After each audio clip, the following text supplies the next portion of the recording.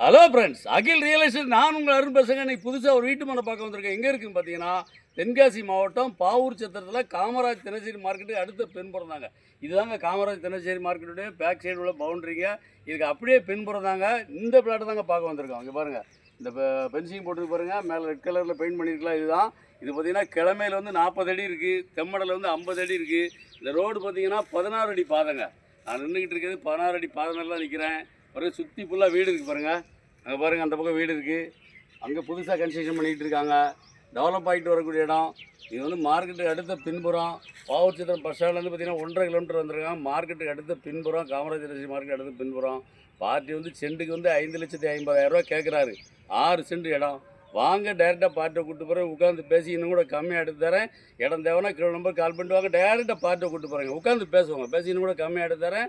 இடம் தேவைன்னா kilo number call பண்ணுங்கள். நன்றி.